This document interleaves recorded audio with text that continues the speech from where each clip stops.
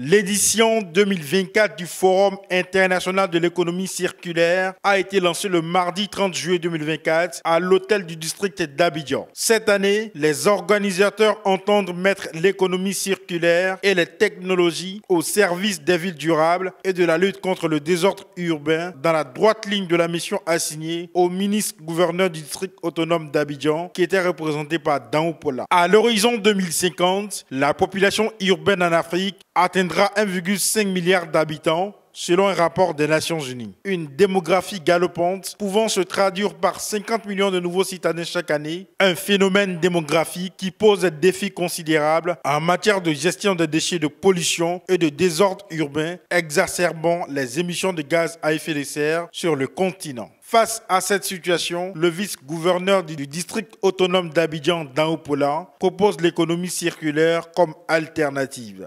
Et nous devons tous, aujourd'hui plus que jamais, changer de paradigme. Oui, nous devons passer d'une économie linéaire à une économie circulaire.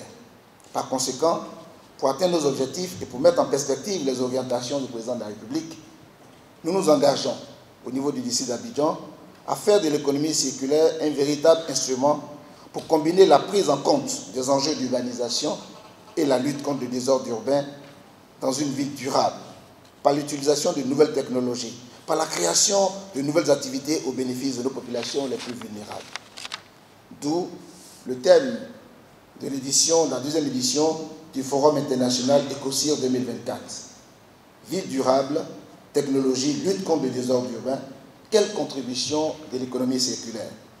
De son côté, le ministre de l'Environnement, du Développement durable et de la Transition écologique, Assaroy Jacques Conan, a invité la population à une prise de conscience afin de faire en sorte que la Côte d'Ivoire soit un modèle en matière de promotion de développement durable.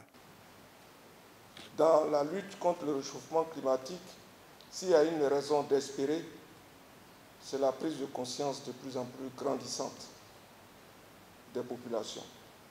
Et quand je vois cette salle bondée de monde à l'occasion de ce lancement, je me dis que la protection de l'environnement, la promotion du développement durable a de bons jours devant elle.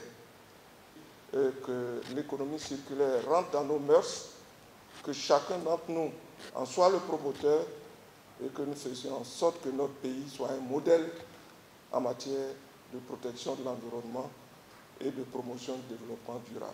Des membres du comité d'organisation dont la présidente fondatrice de Challenge Tech International, Mariam Berete, le coordonnateur Dosso Mamadou et Guy Dogbo du comité Zone ont répondu aux questions des journalistes et du public. Ils ont appelé à la mobilisation des populations ainsi que des annonceurs et partenaires. Des vice-gouverneurs, Madame le maire d'Anyama, le représentant de Madame le maire d'Abobo, des représentants d'entreprises et d'institutions dont le ministre-gouverneur du Zanzan était présent. Faut-il rappeler que l'édition 2 se tiendra du 15 au 18 octobre prochain.